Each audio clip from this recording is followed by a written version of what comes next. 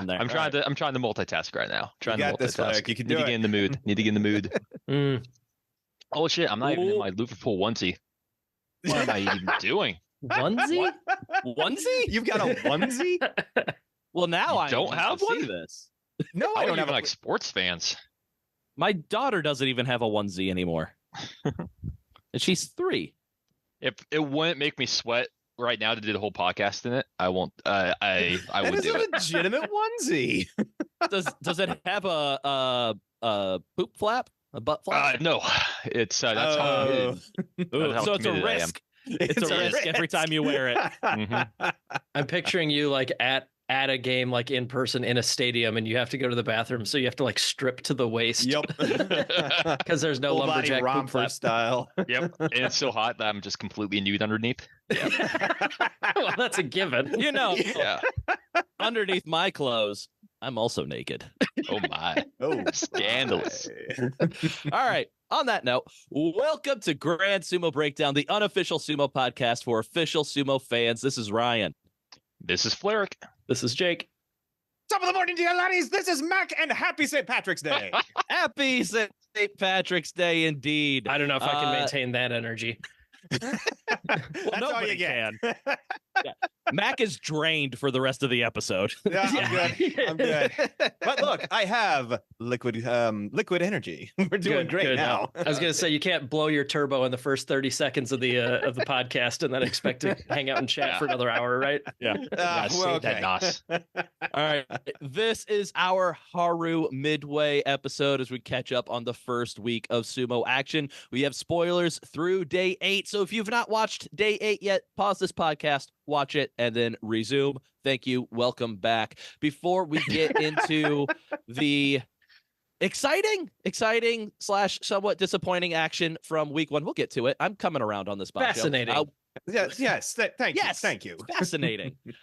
We have our patron compliments. We, on the preview episode for this Basho, had announced that once we hit 100 patrons, we are going to unlock a YouTube live stream for all of our patrons, which will then be put out to all of our listeners to listen to after the fact.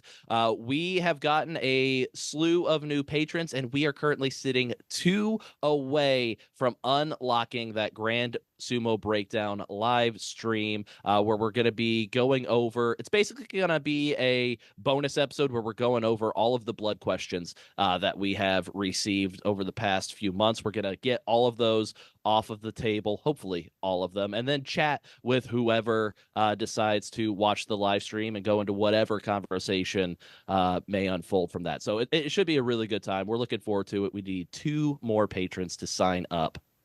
I love that it's become part of the lexicon that we don't even think twice when we say, "Oh yes, we'll make sure to answer the blood questions." Yeah. Like, no. It is not. It is done. For anyone new, we are blood bound. It is written in immortal seal that we answer patron questions that come to us. Yeah. So yeah, not just questions. sumo related, just any kind of question. Yes. I mean, we prefer them sumo related, but we've answered non-sumo questions as well. So we've got to thank the people that have gotten us 2 away. So Jake, why don't you kick us off? Yeah. Oh man, this is a long list. We got a bunch of new people since the last one. To Tyler Retzer. My best man's name is also Tyler, but he is now my second favorite Tyler. Mm. Well, on this amazing St. Patrick's Day, I'd be happy to buy a pint for Cransford 13. All right. To Shay Tippins, like in the Twilight Imperium board game I played yesterday, you may seem like a simple Patreon member, but I still don't trust you because I know you're going to use some kind of infinite movement loophole to attack my home system with your flagship to score your secret objective to win the game. I'm watching you. Ooh. That's the board game that takes like 12 plus hours to actually play, right? Yes. And it's is it fun? gripping. A wonderful endorsement there from Flerick. The last game I played was a little bit rough because I played with people who have played many more games than I did, and it was only my second time playing. Mm. But it's one of those things that took like 12 hours to play, but I was entirely engaged the entire time. So I would say it was a fun time. All right. Shut up, nerds. You wake up time to train, man. It's time for sumo. Your master says, please come on, do Keiko. You win your matches and slap your gut. It's time to win the U show. Yeah, you're kicking some butt. You gotta fight like Ian Wright, the patron. Oh my God. Okay, what was that joke about not matching my energy, Jake? Seriously, Yeah. come on.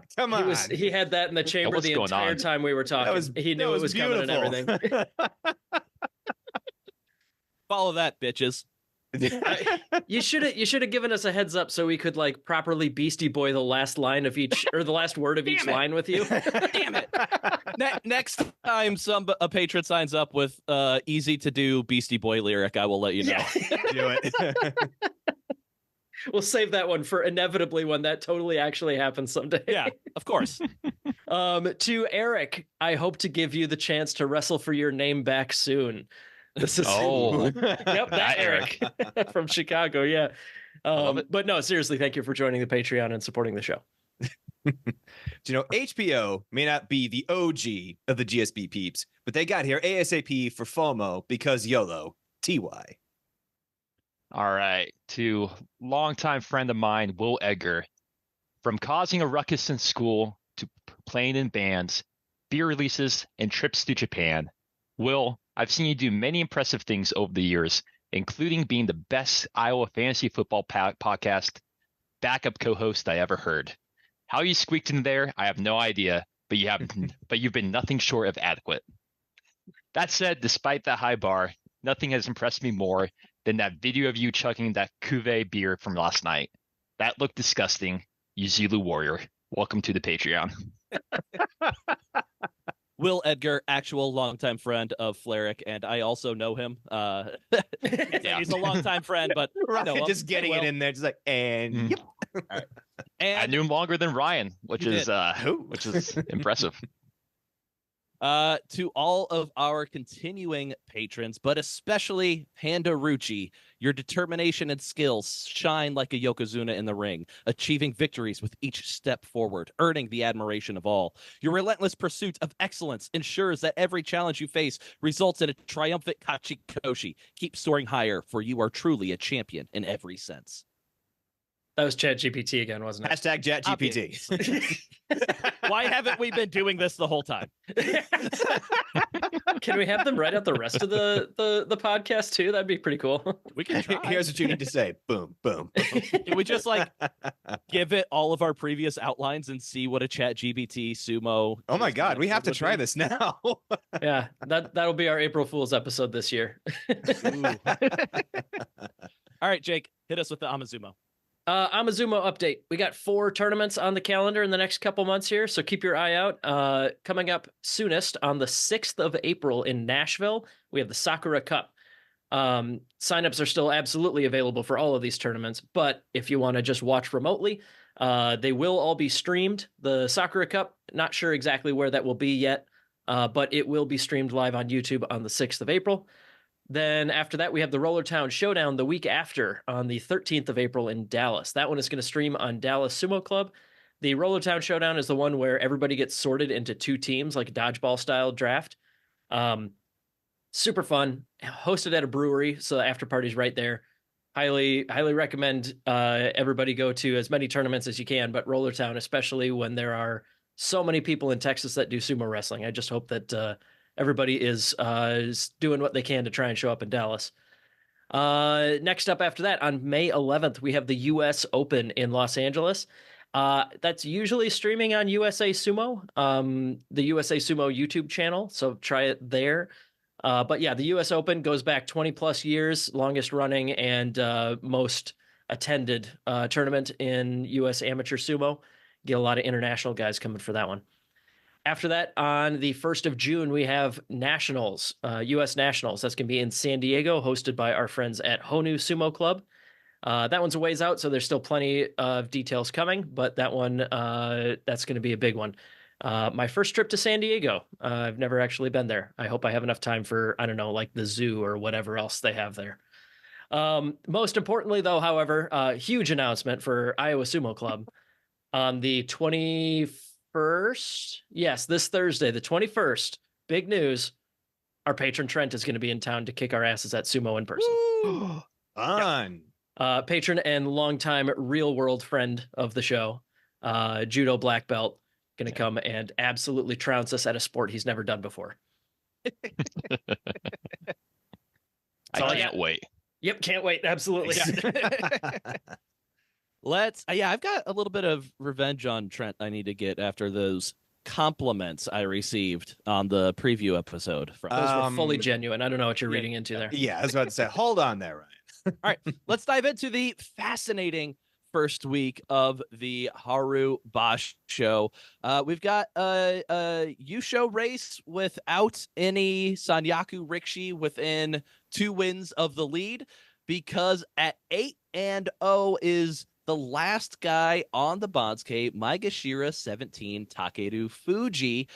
He is making his Makuuchi debut in just his 10th Basho ever. As we mentioned before, he's tied Jokoryu for the fastest rise to the top division, and he's looking to break some other records here as well if he continues on this pace. Fleric, Takeru Fuji, could we get our 3rd ever Maegashira 17 Yusho and our 2nd last Rikishi on the Bansuke Yusho here? No way. No way, you said. No way. I think the quality at the top is still too high, but like I could definitely see a Jun Yusho from him. But no, I've been super impressed with him. It's everything I was kind of hoping to see. Just a really, really solid guy coming from the Jurio. The eye test is kind of the big thing that doesn't kind of make me push him back. Like he doesn't look like Onosato or just any of the kind of like Hoshori is just really impressing me this Basho. So it's I don't think he's gonna get Yusho because I think he's gonna get skill checked once he gets the higher matches. But I've been super impressed with the guy. He's been looking great. Were you saying the eye test? He wasn't necessarily passing your eye test, or yeah, not exactly. It's like I don't. It's hard to really say, but I don't know. Onosato looks so good. Have you seen that guy wrestle? I have, but I also saw him I saw him lose to Onosho. I haven't seen Takeru Fuji lose yet. both of them are doing the same thing where they're just running into the guy, being bigger, stronger, faster, and pushing them out immediately. I don't know what you're seeing from Takeru Fuji that could make you think, I'm not quite sure on this guy. The dude hasn't had to defend once this show. He hasn't, but like it's all about competition. And honestly, Onosato barely had to defend when he first got in here too, and then he got like destroyed when he got back up to the top. That's true. Yeah, he faced the top guys and got trounced every time. So he seems impressive, but he's not impressing me as much as Onosato has, and it's like I think he's gonna have it exactly as much as a rude awakening once he gets up there. I would love to be proven wrong because I picked him as my champ for this prediction. You're doing great, Fleric. So let's hope so. But I do not see a Yusho from this guy now. So speaking of stronger competition, on day 9, he's getting vaulted up there. He's going to be facing 6-2 Komusubi Abi on day 9. Day 9 is actually a banger. In back-to-back matches, we've got Takeru Fuji versus Abi. We've got Onosato versus Wakamoto Haru. Then you've got Daisho versus Koto Nawaka. Takakeisho versus Tobizaru. Hoshoyu versus Midori Fuji. And to top it all off, to end the day, Kirishima versus Nishikigi. Oh yeah, 2-6 really buried the lead there. Well, something's got to work. Yeah, but to my point, Takeru Fuji is in the lead with an 8-0 record by himself through the first week. We've got to talk about what if he does keep this going and win the Yusho.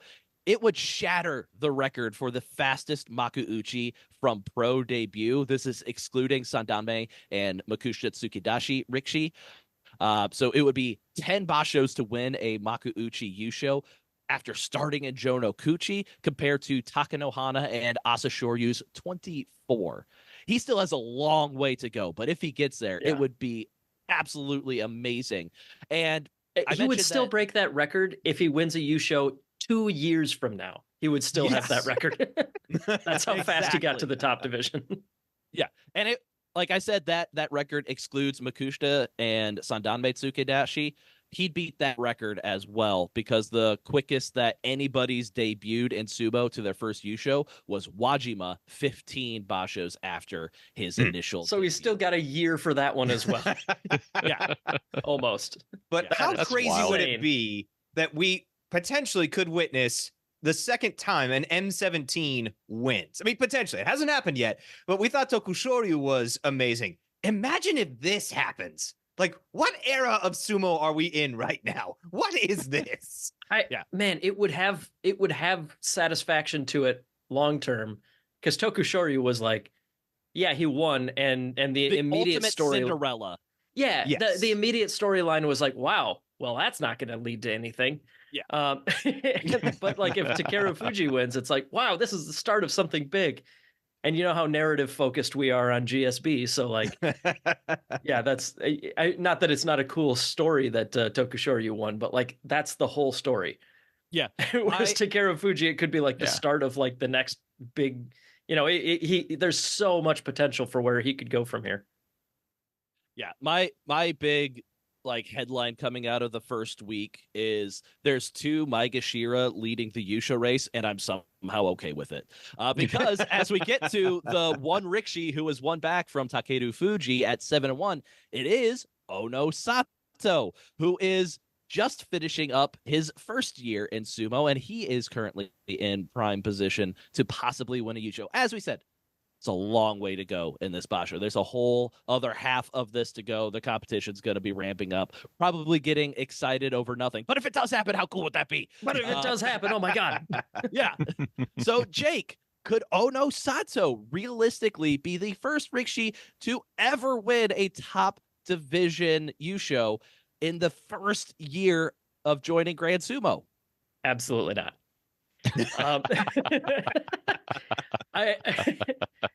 I guess I just want to echo almost everything Fleric said.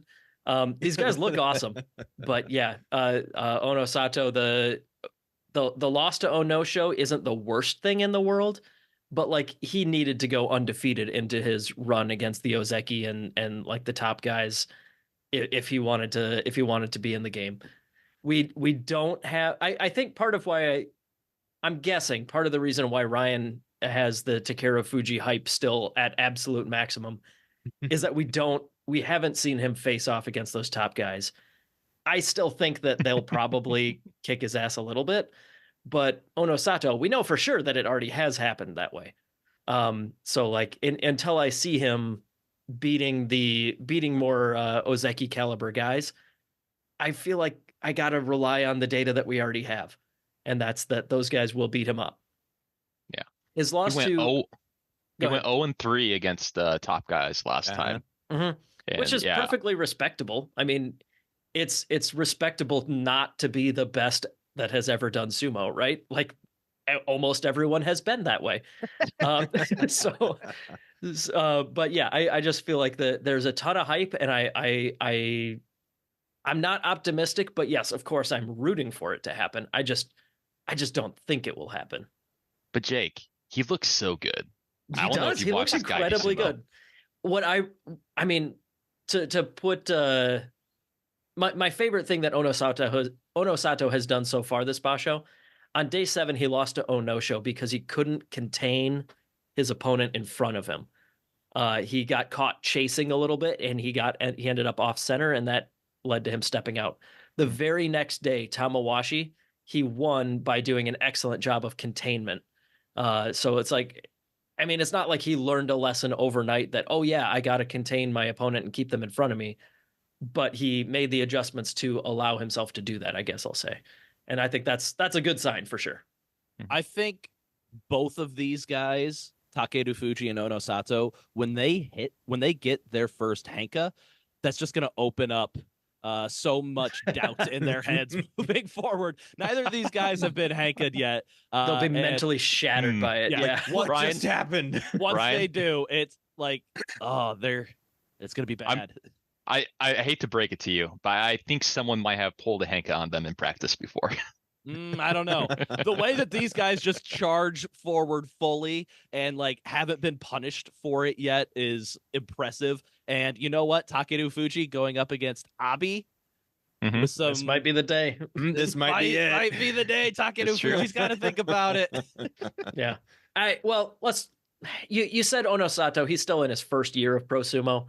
Yeah. We've been podcasting for a lot longer than that. I think we probably know more sumo than he does. So I'm not sure if he does know the Henki yet. True. Very true. All right. Let's talk about. So sounds like we're not overly convinced on our two leaders at this point. So then that means we got to go to the group that are sitting 2 wins behind at 6-2. 3 of those 7 Rikishi are Ozeki. Hoshoryu, somewhat surprisingly, I would say Takakeisho sitting at 6-2, and Koto no Waka. Mac, which of these Ozeki would you say is most likely to overtake these 2 youngsters and win the? Not that like Hoshoryu and Koto no Waka or Takakeisho really are severely older than these guys. Actually, I think Takeru are Fuji any of them 30? Older. I don't. Any of them 30? Yes. I honestly think Takeru Fuji is older than Hoshoryu. Oh God. But which one do you think is most likely to win the Yusho? I have two possibilities for these, and the one that could actually stand one of these charges, I would say, okay, Koto no Waka. He could actually take the impact and be okay. Head on, I would say in a head-on fight, Koto no Waka. And in terms of a tricksy match, Hoshoryu. So Hoshoryu has enough tricks in his bag that he could actually do something. He can laterally move. He can get out and no longer be contained, so that Onosato Takeru Fuji could actually get their straightforward sumo on him. So I think between these two, Hoshoryu looks Genki. I have to say, Hoshoryu I think has the edge here. And Takakeisho is Takakeisho.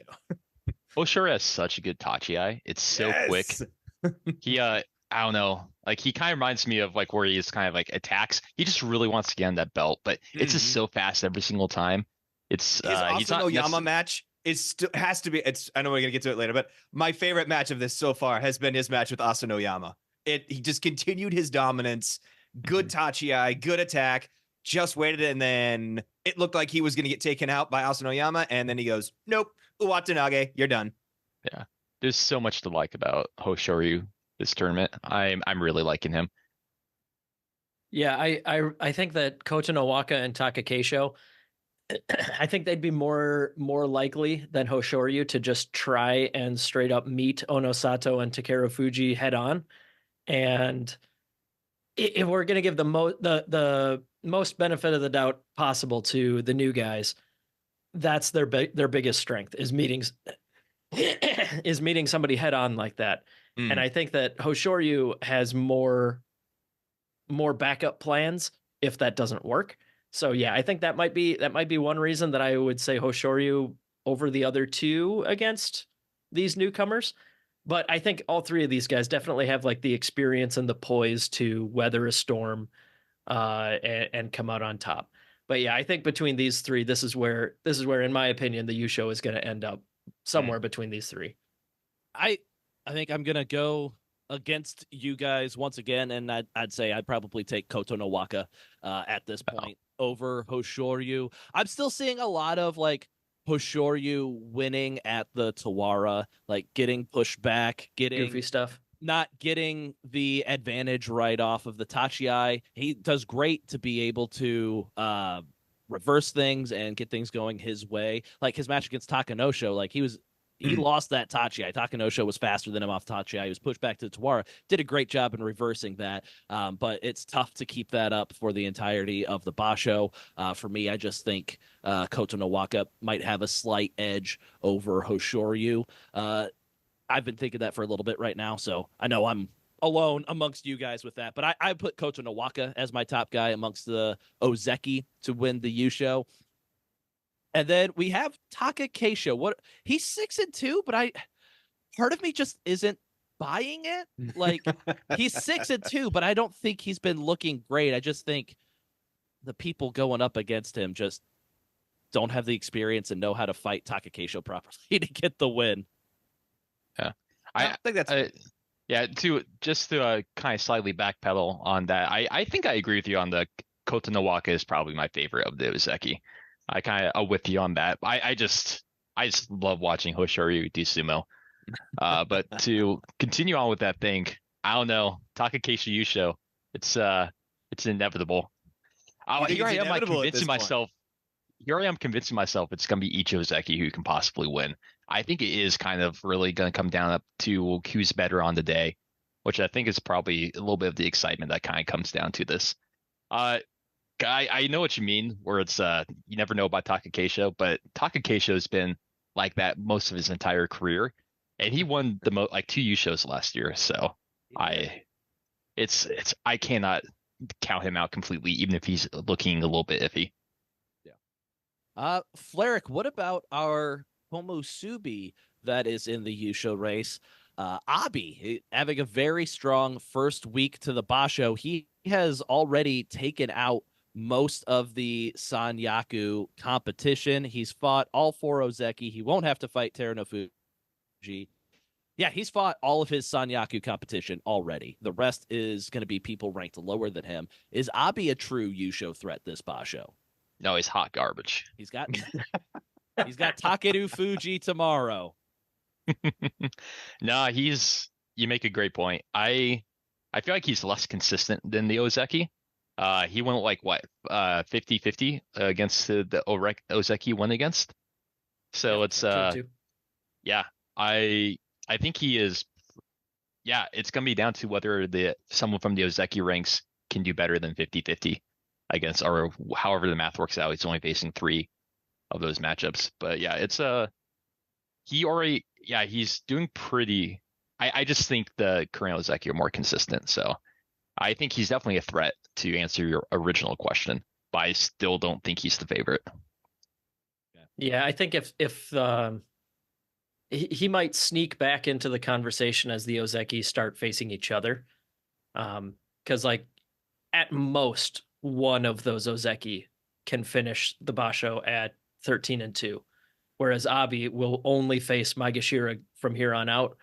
And yeah, if he wins out, he's potentially at least in a playoff or something like that. So yeah, I don't know. I feel like he could be somebody that we might dismiss now, but as the days go on, it kind of just sneaks up on us, which I think is kind of how he won his first U show. Yeah, I was about to say that's in line. We never really believed it, and then all of a sudden the Basho was over, and it was like, oh, well, I guess he won. Yeah, he was 7-3 after the first 10 days in his U show, and then he won his final 5 plus 2 playoff matches because I was at Midway then. But yeah, Abi just kind of kept winning, and his competition kind of fell down around him to end up tied for 12-3. Yeah. The other thing is like he's still doing his sumo he's always been doing. And we can see how like I think it's just still kind of a little gimmicky of where it's risky. And how many of his wins were just right to Tawara, and he just kind of was keeping one foot in while pushing the other guy out. Tawara ballet. Which I think is it can get you some wins against some really good opponents and he's probably the best at doing that exact same thing, but I do think it's high risk, and I think that means less consistency. So I think he might drop some games against. I think he might drop some matches. Whoa, someone with a more consistent style will be able to probably pull it out as long as he can get those wins with a consistent style against the really, really top guys. Why don't we all predict the only match we know Abi will have for certain is against Takeru Fuji on day 9? Who are we predicting to win that match, Takeru Fuji or Abi? I'm just gonna believe in the man until he doesn't win. So I'm gonna say Takeru Fuji. 15-0 Zensho. Let's do it. I'm gonna disagree. I'm gonna give Abi. I'm gonna say it's not. I don't think it's a blowout, but I think that Abi has a slightly more than 50% chance because he is used to being pushed back and dancing on the edge, and we haven't really seen anybody competently counter Takeru Fuji doing that. Yeah, he gets people to the edge and they're like, "Wow, that sucks," and then they step out. Whereas Abi, I think, has a little bit more to work with once he gets to the edge. And yeah, even if it's not a Henka, I think that Abi might give Takeru Fuji a bit of a lesson in you can't just go straight forward. You got to plan for other stuff to happen and go wrong as well.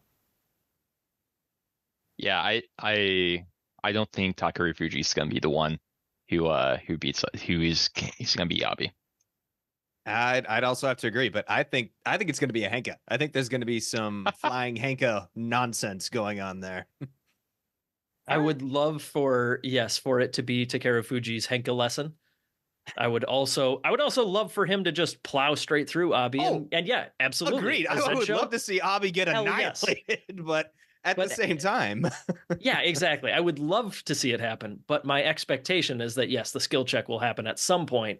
And Abi is definitely somebody that is a major threat to a powerful, straightforward pusher. And maybe Takeru Fuji has plans B through H in his back pocket. He just hasn't needed them. He's done plan A and it works every single time. So until I see more, I have no reason to think that he's got a million tricks in the bag. Maybe. I just kind of doubt it.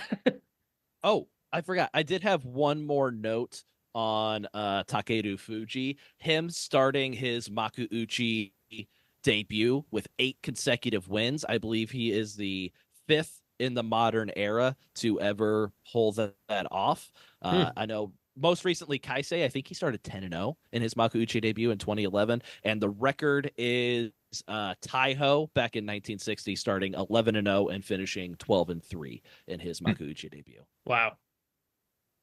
I think part of the reason why I'm not as high on Takeru Fuji is because the bottom of the Banzuke's looked pretty bad. I think the quality down there this is one of the weaker bottom of the Banzuke's we've had for a while. And I think that's kind of part of the reason why I'm just kind of a little iffy about it.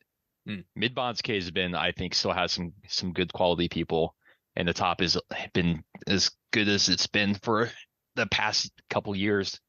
So I think that's kind of I'm just trying to figure out why I'm so not as high on him as other people. And I think that's probably part of it. Well, I'll be curious to how it goes down. We saw Ono Sato do the same thing at the bottom of Makuuchi last Basho, finishing with that 11-4 record, destroying everybody down there, and he's doing the same thing up at Maegashira 5.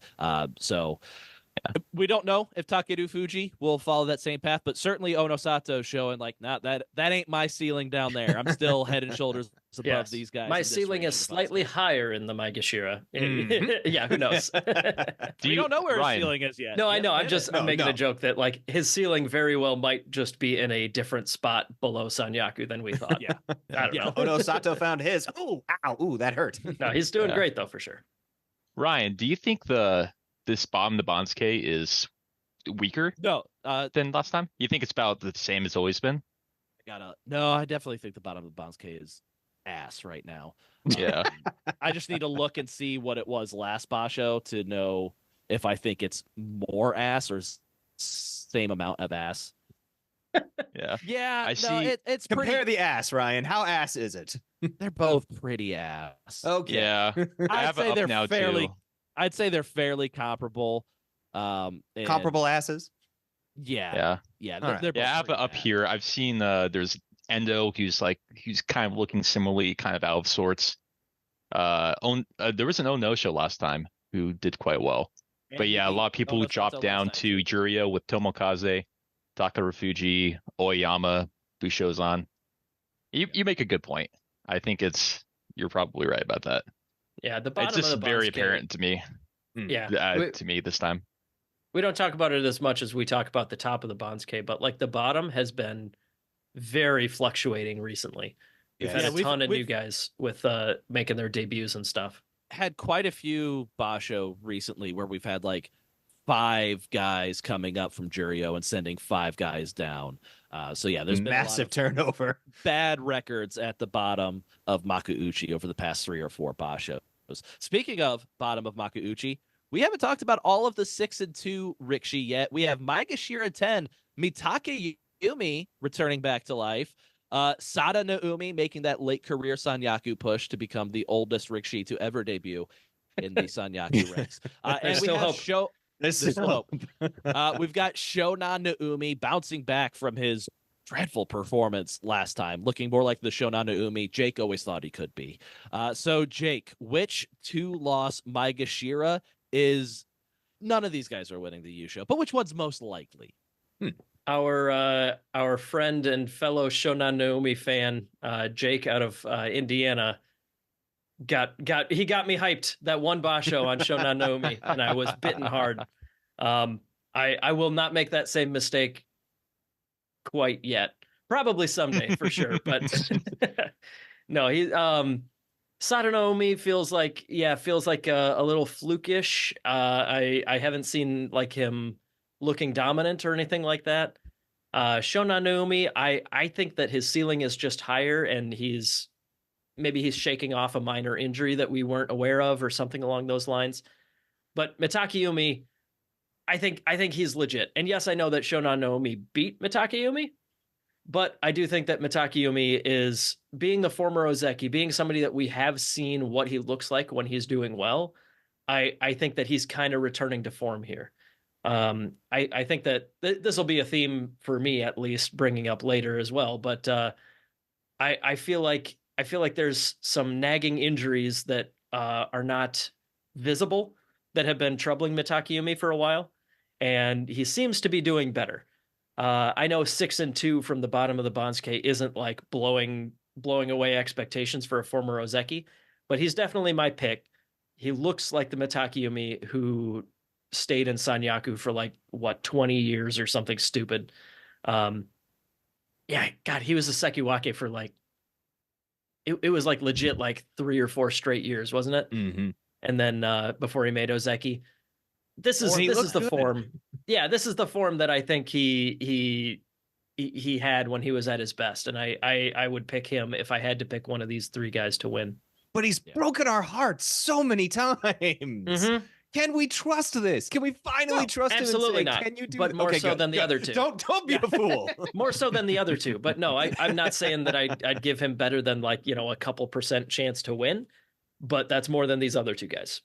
Right. Okay. I was like, don't get too. No, don't get me wrong here. I'm not buying into it. I'm just. All right, and we're gonna go back from the bottom of Makuuchi back to the tippy top of Makuuchi, and we're, instead of talking about good records, we're gonna be talking about a couple of bad records. Mac, Kirishima, what is happening? As interesting as this Basho has been, to follow the bottom of the Bansuke, to look all the way up and be like, oh wow, we have great wrestlers happening. We've got some good stuff.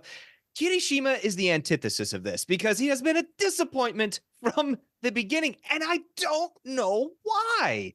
It's just mind-boggling at this point. He's an Ozeki. He looked great. I mean, I understand there's a lot of stuff going on outside of the ring with his Heya, and that's understandable, but it has to be taking a toll on him, and maybe getting thrown around like a rag doll in the last tournament, the last rope run he tried, maybe it did affect him a lot deeper than we thought. But Kirishima is not with it this Basho, and it is sad.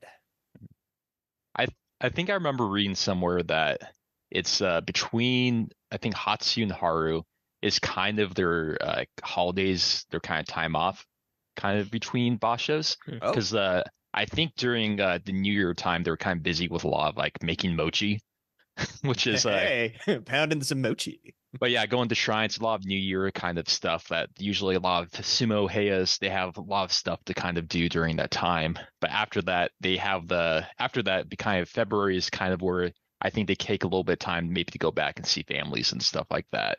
So it might be, and Haru's always been kind of a little bit of well, we're in a great town. We're gonna have a good time and just kind of see people. It's always been kind of, I've always gotten the impression it's a little bit of kind of a little bit of going to parties and just, maybe not exactly party, but I kind of seeing people at the same time, networking. So it might be just like you say, just some time off. It's going to see people, because you have an Ozeki, you have to go see a lot of people in brown vests and such. It might just be all those obligations kind of, outside of sumo that kind of caught up to him. That's the least of my headcanon with him. refresh my memory on the brown vest thing. I think I remember, but those are the guys that there's always a bunch of brown vest guys sitting near ringside, right? Yeah, I don't remember the exact details, but they're essentially like the super fans are there, and they're just kind of decide like we're such big fans of Sumo, we're gonna wear brown vests. Of course. It's like, yeah, it's like some As you kind do. of club. Yeah, I think it's some kind of like supporter club you join, and that's like their goofy little outfit. So Adorable. For me, I am definitely on the train. Like I mentioned before, it was going to come up again. I think it's nagging injuries that are not super visible. Like if it's somebody's, like if they have like a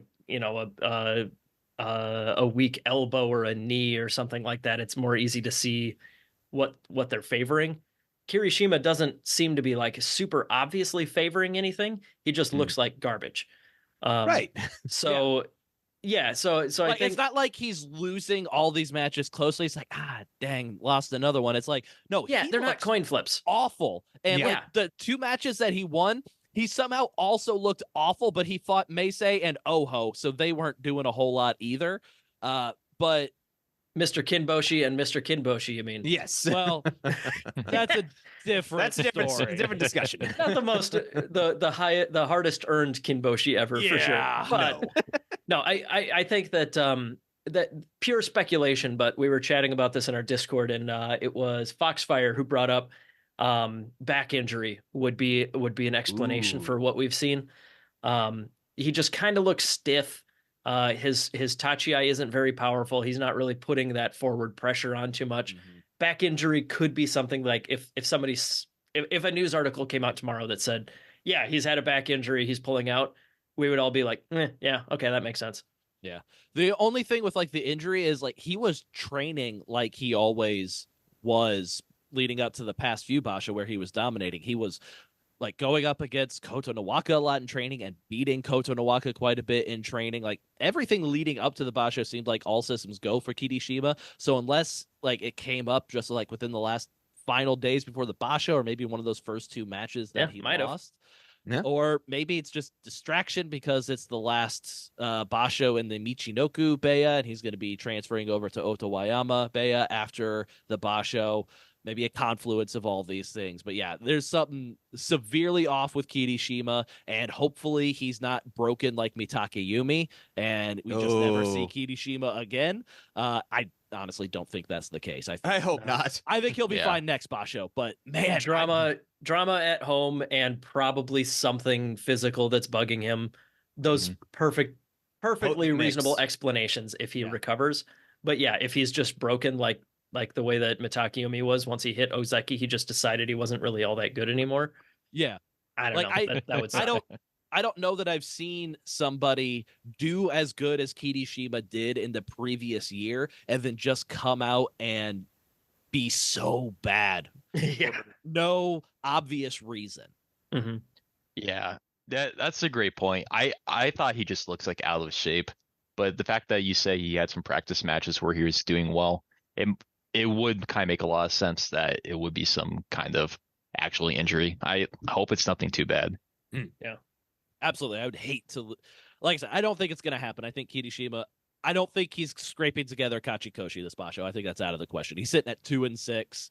He's got his toughest competition coming up. I think he's going to be Kadoban next Basho, but I have to believe he easily clears it next Basho. Yeah. All right. If we're done talking about Kirishima, I would just like to quickly mention Oho. We talk about the 2 Mr. Kimboshi. But I'm not going to talk about his match against Teru Nofuji. I want to talk Oho's match against Hoshoryu. He finally got a matchup again against this guy. These are the 2 people who joined Sumo at the same time. That's right. And the thing that surprised me so much, I thought it was a pretty good match. One that Hoshoryu, I think, once again, it was one of those things like right at the edge, he was able to pull it out. But Oho has a way of he has too many good entertaining matches. That's why I'm not like fully in on Hoshoryu, is because he has too many entertaining matches. If you're doing like great, your matches might be boring. Yeah. But no, the big thing that surprised me is he has a winning record against Hoshoryu. He is 3. Does he? Oho is 3-2 against him. Oh. Yeah, he was 3-1 going into that match. But in the Makuuchi, I think the 1-1. I think at the beginning, Oho had a little bit more quality in the beginning down in Jonakuchi and Maizumo. One of those matches is Maizumo, which are kind of a little bit iffy on the stats keeping, but like they kept the record of that match because these were two superstars that entered. But that surprised me so much, and I love that it was a good quality match. I am super excited about more matchups between these two. Yeah, so it looks like they faced off in Maizumo because again, they joined the exact same Basho. And at the time, Oho went by Naya, his real surname. Naya won that one and then won the next Basho when they were both in Jonakuchi. Their paths crossed 6 months later in mid Makushita, and that's where Hoshoryu picked up a win, putting them at 2-1. And then it went to 3-1 at the end of 2022 when Oho had a pretty solid record from the bottom of Maegashira, and he went up against Sekiwake Hoshoryu and beat him. So he went to 3-1, and now they're at 3-2, meeting at Maegashira 3 and Ozeki. That is I did not expect this to be such a cool storytelling list of matches, but that's awesome. I had honestly, they'd separated so much. They were going up the ranks like at the same pace until I think like upper Makushita or Juryo when Hoshoryu finally separated a little bit. And Hoshoryu like they never hit the brakes. He just went all the way up here. And Oho has just taken a slightly more mortal path towards the top of the Bansuke. Despite still being there pretty quick.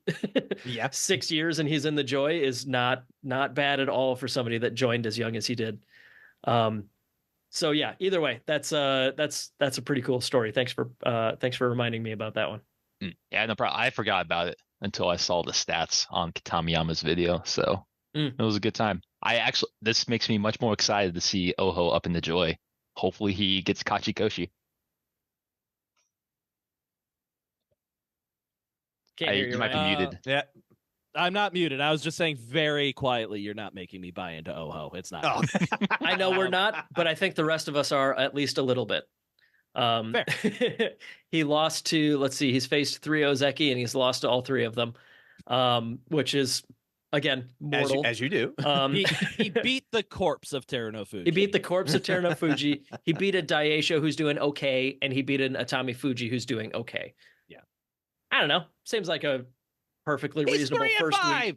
It's a perfectly reasonable first week for Maegashira 3. He's 3-5. No.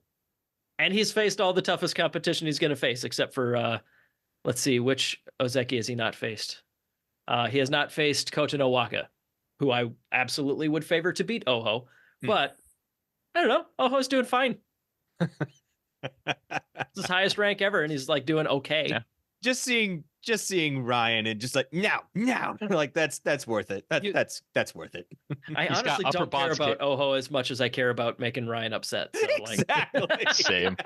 You can continue to make asses of yourself pretending Oho is gonna be good. He's fine. I'm still gonna be fine. He's perfectly fine, Maegashira. Yeah, he's got upper Bansuke written all over him. Let's move on. Teruno Fuji. Let's move on from our next Yokozuna to somebody else. Teruno Fuji, as we have brought up, wasn't really looking like Teruno Fuji in the 6 days that you he don't competed. say. He pulled out on day 7 after a 2-4 record, including 3 consecutive Kiboshi given up to Meisei, Oho, and Takanosho. The other loss was to Komosubi Nishikigi on day 1. Isekahama Oyakata reports that it's a lower back issue for Teruno Fuji. He's going to try to get back in shape for May, but for that back, it doesn't seem like it's ever going to be fully healed, and because surgery is not an option, as the recovery time for that surgery would just take too long to be able to have a feasible comeback from that for Teruno Fuji. So did they say like what that means? Like what is too long? Yeah, because I mean, every injury in sumo is 2 months rest. That's right. That's just what they all are. So maybe it requires 3 months rest, and they're like, no, we can't do that. That's too much. Yeah. But no, I hope that it's something that if surgery would do him good, I hope it's a surgery he gets after he retires. Yeah, absolutely. If it's something I want where these guys to be healthy. if the pride is too just stubborn and immovable to take the time off to get the surgery while he's still fighting, I don't want him to suffer through that the rest of his life. I hope that he doesn't make it worse. And then, surgery is not an option after retirement. That would suck even worse. But yeah, I don't know. It just sucks for him, man, because I know that a big deal for Hakuho was waiting for another Yokozuna before he retired.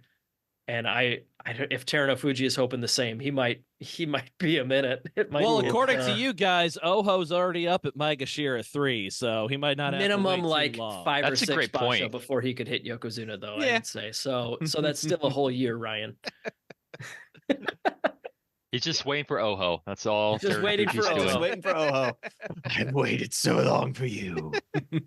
All right, let's move on. We've had 3 other guys had to pull out due to injury in the top division. We had Shimazu Umi go Kyujo on day 4 after an 0-3 start. Left calf injury that requires 3 weeks rest. And if he does not return to this Basho and start picking up some wins, he will be dropping back down to Juryo after a 2 Basho stint in the top division. We also had Keen Bozan go Kyujo on day 5 after a 1-3 start. He landed very badly off the doyo in his day 4 loss.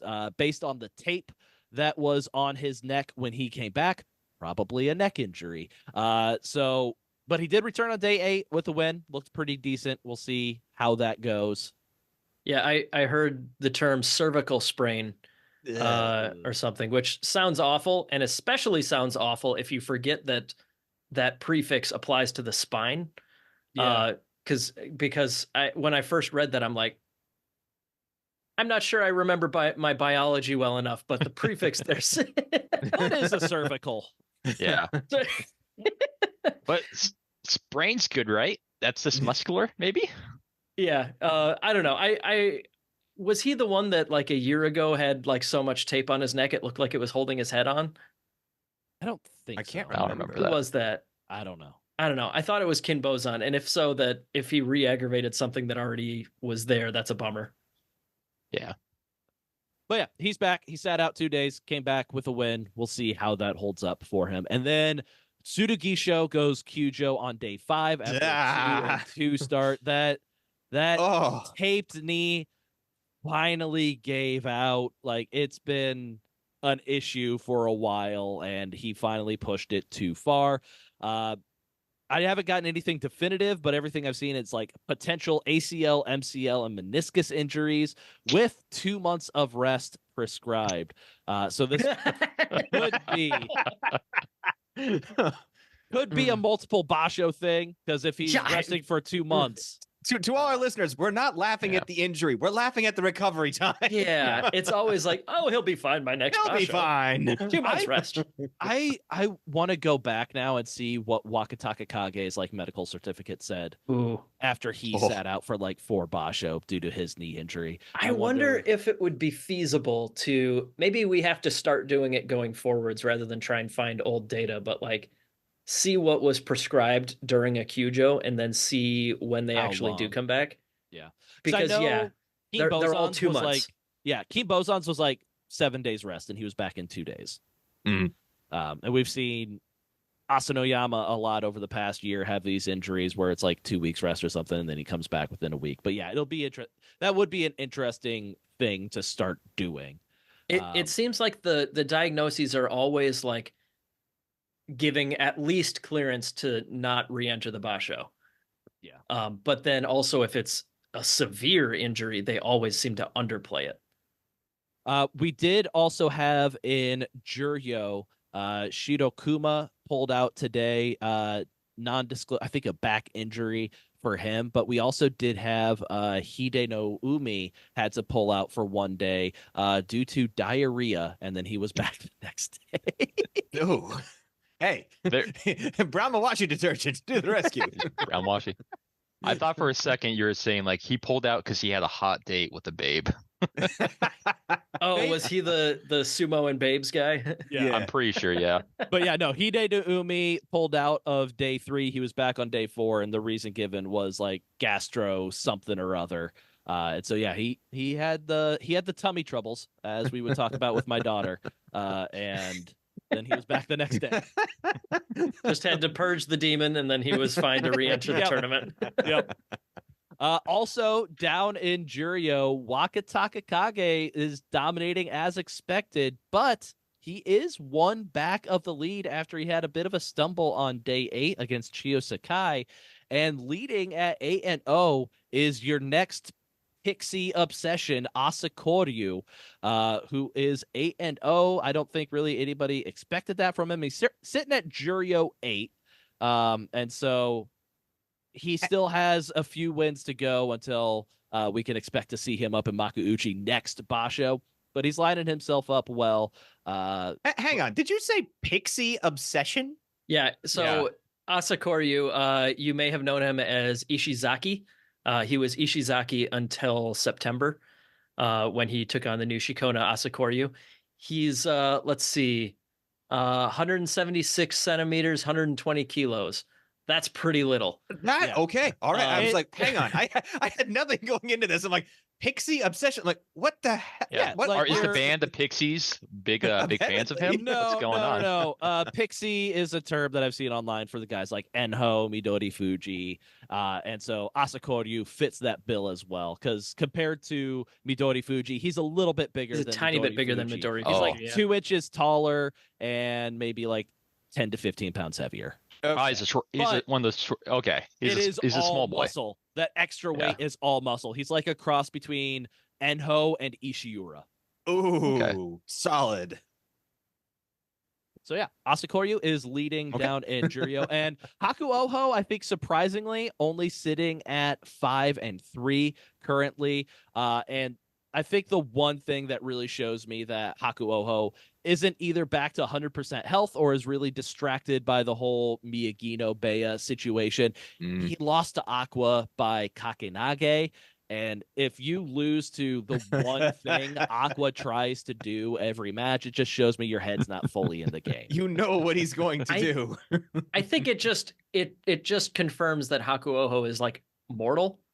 Anybody is vulnerable to Sumo's greatest meme. So Aqua himself. It's like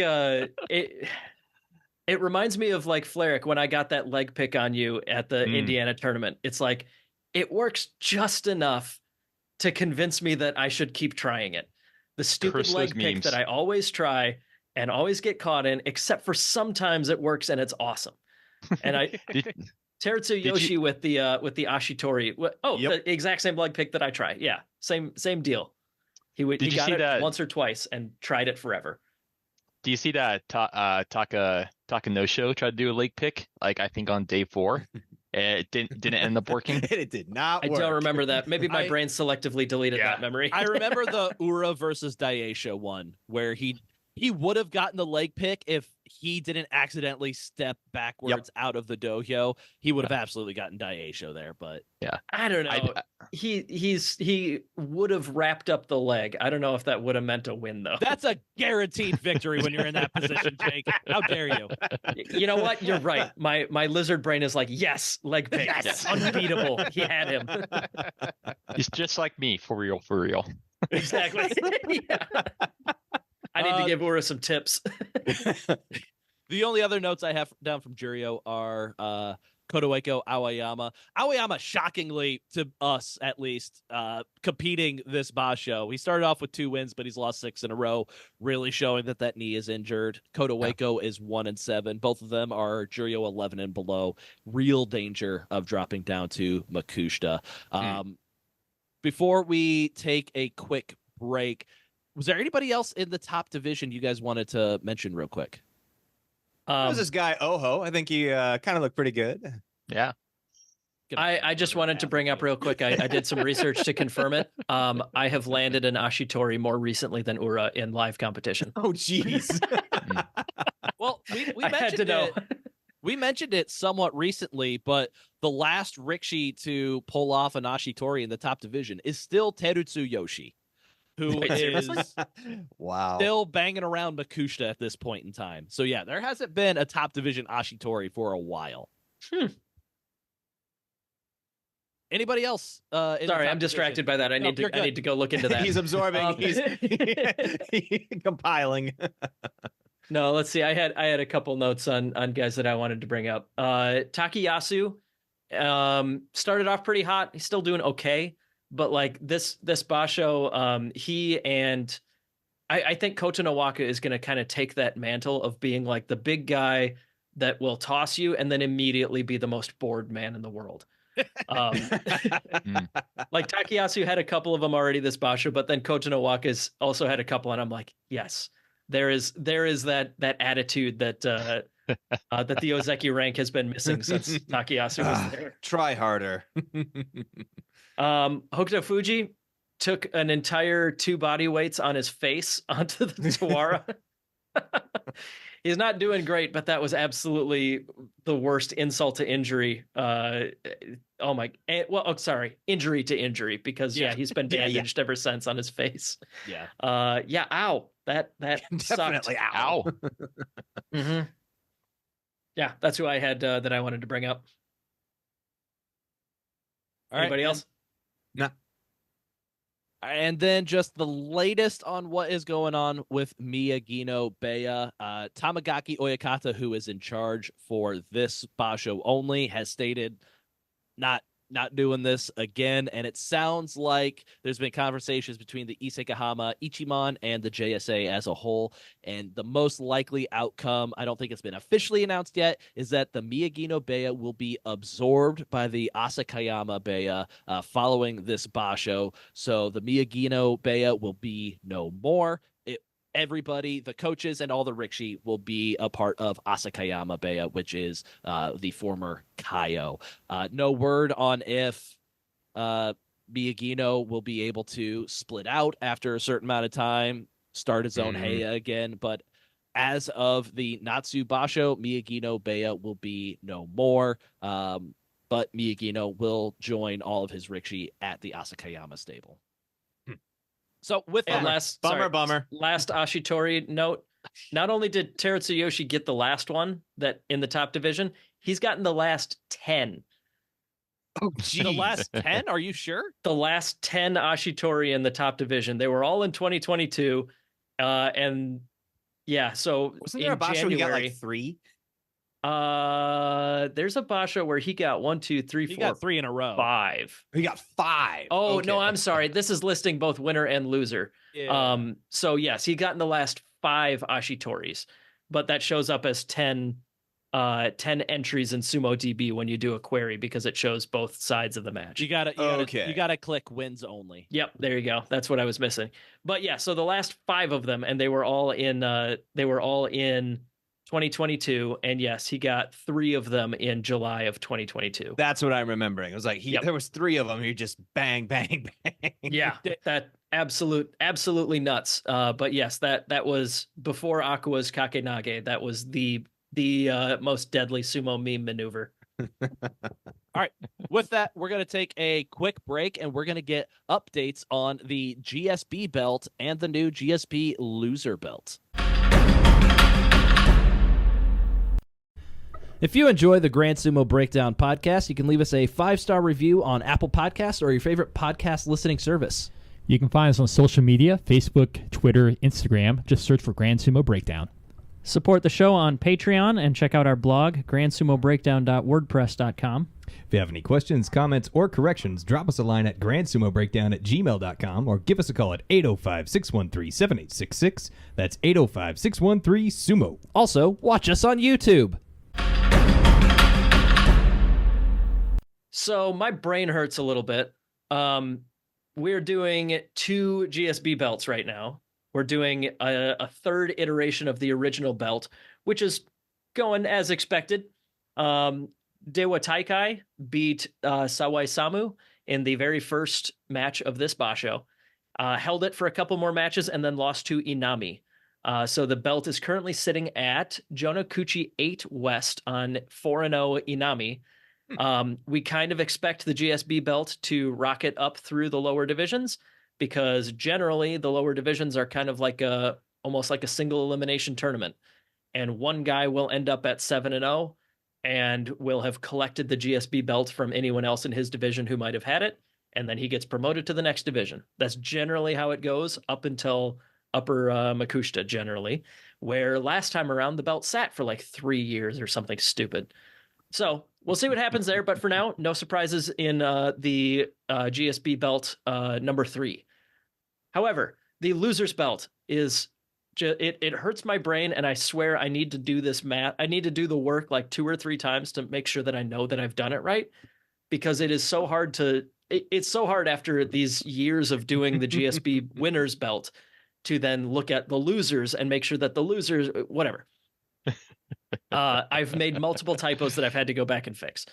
So the way that we did the loser's belt, just a refresher, was we took the absolute last match of the first day of the tournament, which was Nishikigi beating Teruno Fuji. The loser of that match, Teruno Fuji, thus was the inaugural loser champion. Hey, he was the last holder of GSB belt 2 and the first holder of the GSB loser belt. It's poetry. It is, yes.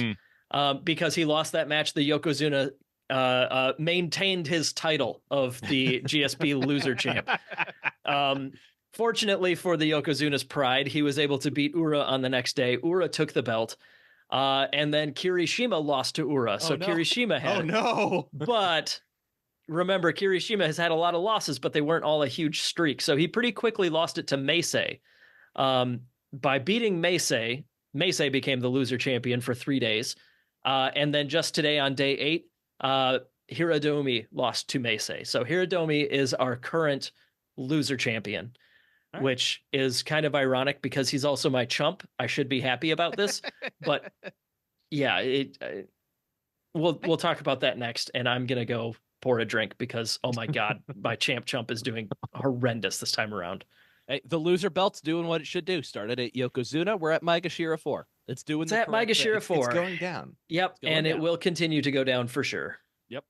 All right, let's talk about the reason Jake drinks. The Champ Chump Prediction Series. Currently, it is sitting with myself and Fleric tied atop the lead. I think probably a fairly low score for our midway point leaders with 10 points apiece.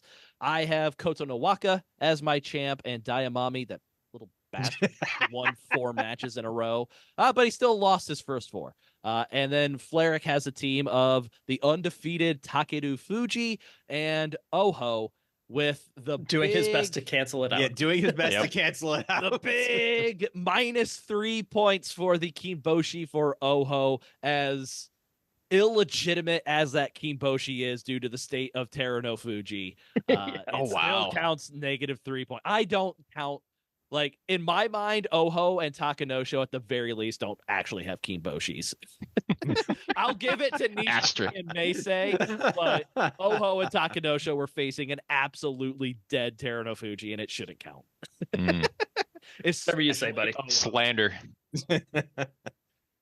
And then Jake, his chump is Hiradoumi, 4-4. Not bad. His champ is possibly an all-timer in 2-6 Kirishima. Let's see how the second week goes. But 2 points from your champ after day 8 is possibly an all-time bad champ prediction. That's the same number of points Fleric has from his chump. So I'm going to look for any excuse to try and like mitigate my shame here. Because I need that. Yeah. I need that very badly. And then Mac, shockingly, he's only one back of me and Fleric. Yeah, Max had some drama. Max, what's been going on with your team? My team would just start. So it was Teruno Fuji and Tsurugisho, and I thought, all right, these are pretty solid picks. And then I'm like, oh God, no. But Teruno Fuji has been replaced with Meisei. Unfortunately, can't get that Kinboshi, but that's okay. And then Tsurugisho has been replaced with Endo, which so far paying off. So that's working fine. You have the most chump points. I'll see if I can continue. You have 3 times as many chump points as Fleric does. Also, yes, but he is also kicking ass with Takeru Fuji. With 4 times as many champ points as I have. Yeah. Meisei as your champ is a rough state. I feel you. Yeah, it's a bad position to be in when your champ pulls out at 2 and 5, and so you have to select somebody with 2 or fewer wins after 7 days. And I'm like, what is this? I think you made a good pick though, because Meisei like is probably through most of his hard matches, right? That was what I thought.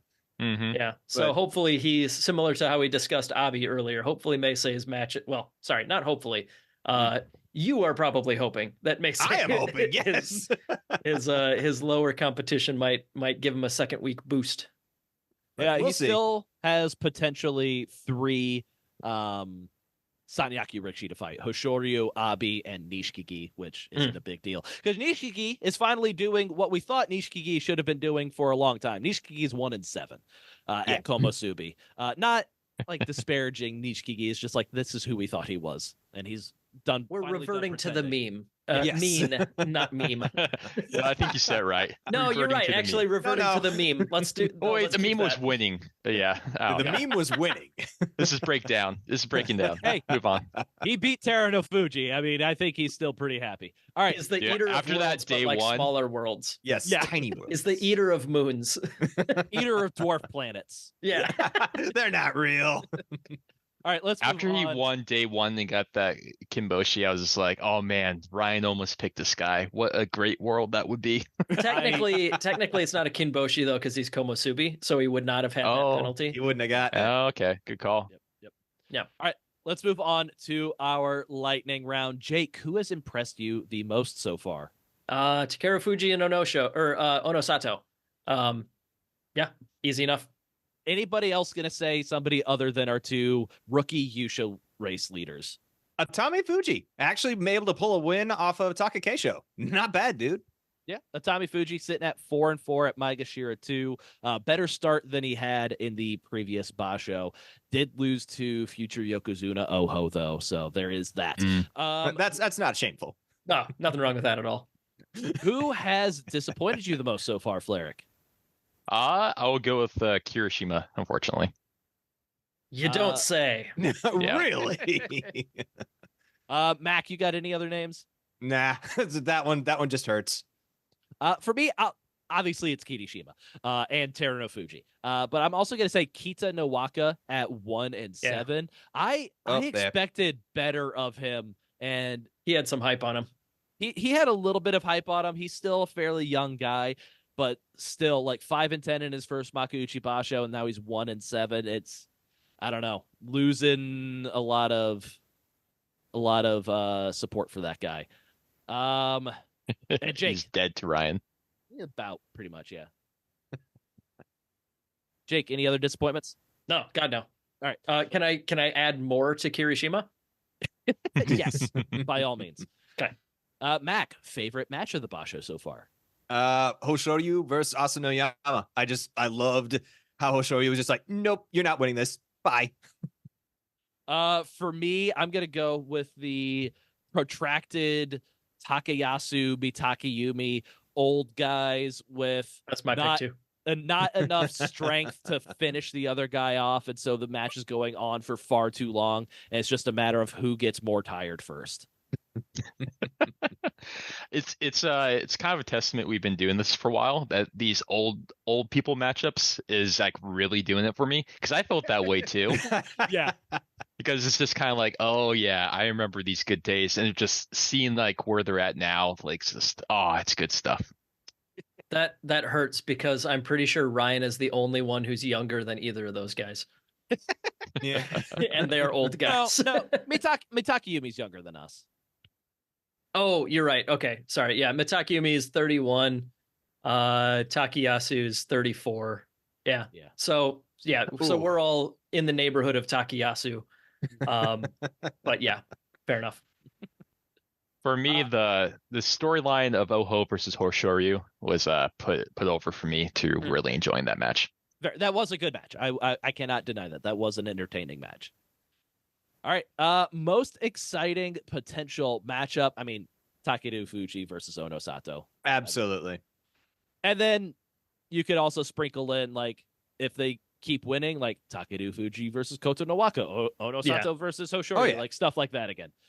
Yeah, in general, I would say these two guys versus the top rankers is kind of where my narrative sense is going. Yeah, I might sprinkle in a couple Takakeisho matchups against Ozeki in there.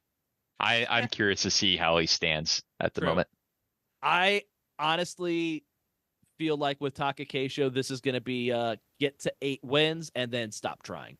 But well, no, he's in the Yusho race, so not necessarily. He will push for that Yusho. Maybe if he picks up like a 3rd and 4th win or 3rd and 4th loss before like the final 5 days, and then he gets to his 8 wins and he's sitting at like 8 and 4, and then we still have somebody that's would be like 11 and 1. Then I think we're going to see Takakeisho in full mail it in mode. Yeah, and good old pull out because being late tired. Yeah, 2 weeks rest. Yeah, 2 weeks rest. Yep. Or your head fell off 2 months instead. 2 months. Yeah. All right. Nothing in between. The big question: who is going to win the Yusho? Jake. Damn it! I was hoping I wouldn't be first. Yeah. I can jump in here if you like to, Mia, because I think it's tough, but I have to go with Koto Nowaka of all the Ozeki. It's kind of where I was leaning. I feel like, it's him and Hoshoryu are my 2 front runners. Obviously, I want one of the top 2 guys here, the Takeru Fuji or Onosato. I would love for one of them to win. But yeah, I think it'll come down to the Ozeki. Hoshoryu maybe, Takakeisho has a chance for sure. Koto Nowaka might be the least sexy but most like grounded pick at this point. I don't know.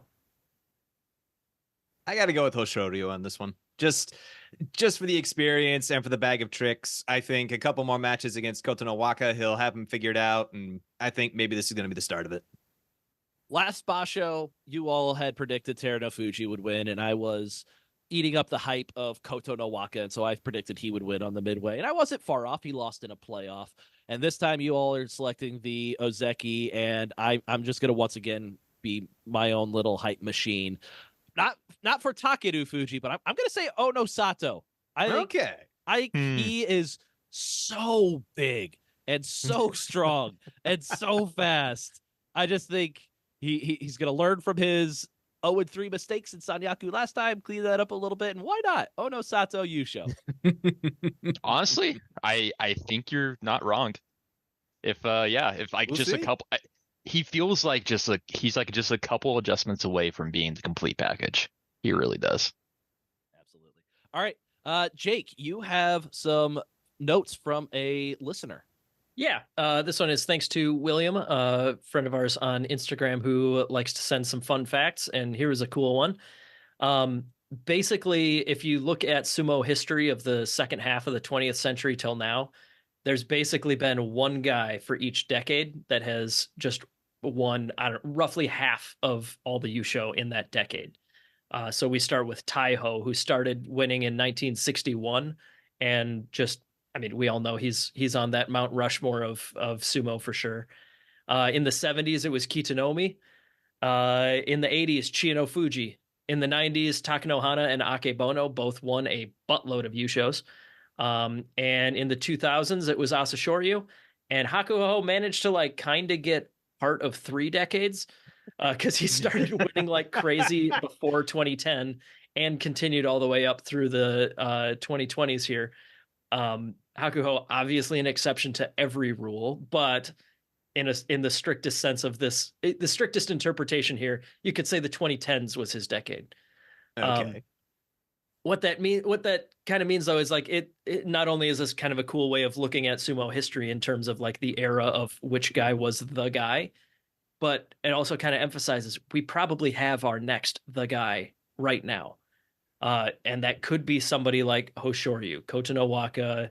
I don't know, who else would you guys say could potentially be in the top division that would be this decade's top guy? Onosato, I think. I really believe in Onosato. Yeah, I could see that. For me, with Onosato, he's just so effing big. He has to stay healthy. He's so big. True giant for sure. Yeah, because I think that we're probably all on the same page that Terunofuji is not exactly in a spot where he's going to win another couple dozen U shows here this I this honestly decade. think he has one more in him, and then he hangs it up. Yeah. Yeah. But yeah, Every keep an eye out for the next top guy, because they are probably here already, and unless we enter an era of unprecedented parity, Which we're already kind of in. we're kind of already in. I mean, Yeah. we have had way more Maegashira U shows than ever before in the last couple of years, but And we're primed to do it again this Basho. time to do it again. Yes. But maybe by the guy that is the next top guy. So we'll see. Yeah. But yeah, no, that's all I had. That guy's probably already here, but there will probably be somebody establishing dominance eventually. Awesome. Hope so. That was really cool that was submitted. Thank you, William. Yes, thank you. All right, and I think that's all that we have for the Haru Midway. Oh, we can keep going, episode. Ryan. You're just ending No. it for us. I mean, Let's get out. Are we cutting this entire Oho section off the outline here, Ryan? Ryan, we had that on the next page. You all guys already talked about it for 5 minutes unnecessarily. That was That a is a preview. crime. We had more. That was just a taste, an amuse-bouche of Oho. Fine, All right. you three can As- do a bonus Oho episode, and let's end this episode for Fleric as he has a football match. He's got a footy ball match to watch. So I have a Liverpool onesie to put on. Do it. We need to get going. And sweat profusely underneath. Mhm. That's not just anxiety. I'm hot. That's a very warm onesie, isn't it? So- Very, very effective. on that note, thank you for listening to Grand Sumo Breakdown. Until next time, throw your salt high and keep moving forward.